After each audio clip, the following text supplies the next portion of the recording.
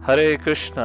आज गोपाल भट्ट गोस्वामी जी का तिरुभाव दिवस है। गोपाल भट्ट गोस्वामी का जन्म 1503 में श्रीरंगम के पास एक गांव में हुआ था। 1510 में सर्वप्रथम उनका श्री चैतन्य महाप्रभु से मिलना हुआ, जब श्री चैतन्य महाप्रभु साउथ इंडियन यात्रा के उपरांत इसी चतुर्मास महीने के समय पर वह श्रीरंगम पहुंचते हैं।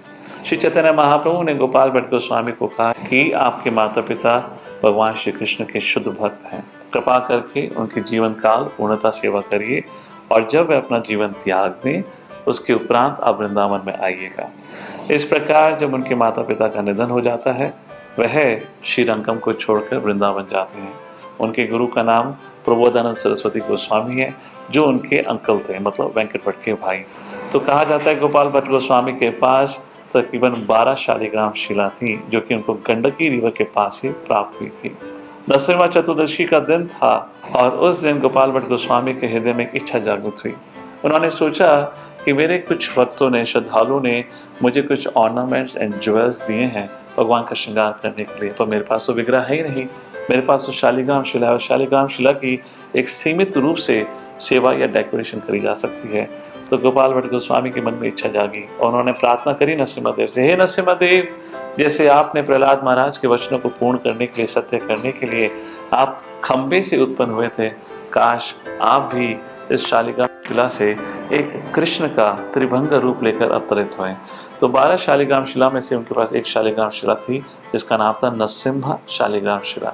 रात को सोने के लिए जाते हैं, सुबह उठते हैं, बस यमुना में स्नान लेने के बाद जब वह वापस आते हैं he saw the Narasimha Shaligram शिला जो थी that has transformed into बहुत खूबसूरत भगवान श्री कृष्ण के विग्रह में।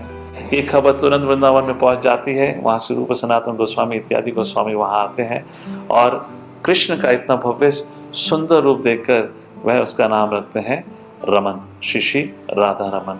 इस प्रकार से श्री राधा रमन का प्रकट हुआ इस धरती पर। वह गोपाल भट्ट गोस्वामी की तीव्र इच्छा थी कि वह विग्रह की सेवा कर पाए और देखिए भगवान ने कैसे उनकी इच्छा को पूर्ण करने के लिए ये एक विग्रह का रूप धारण करा शालिग्राम शिला से। उनके 2 प्रमुख शिष्य रहे हैं, श्रीनिवास आचार्य एंड आई बिलीव गोपीनाथ पुजारी जी। वो गोपीनाथ पुजारी जी आगे जाकर राधा रमन मंदिर में सेवा करते हैं। गोपीनाथ पुजारी उनके शिष्य कैसे बने भी बहुत अनोखी कहानी है। संक्षिप्त में कहते हुए परिक्रमा करते हुए एक समय वह सहारनपुर से आगे के लिए जा रहे थे और सहारनपुर जो यूपी में आता है, वहाँ उनका एक ब्राह्मण से मिलना हुआ। बहुत सरल सीधे स्वभाव का ब्राह्मण था, उसका कोई भी संतान नहीं था। उन्होंने गोपाल भट्ट गोस्वामी की सेवा करी और उनसे इच्छा प्रकट करी कि हे महाराज, अगर आपकी कृपा से मुझे अगर संतान होती है और पुत्र प्राप्त होता है, वह मैं पुत्र आपकी सेवा के लिए दूंगा। अनेक सालों से जिसका कोई पुत्र नहीं था, उनको पुत्र प्राप्ति होती है और वही थे गोपीनाथ पुजारी जी।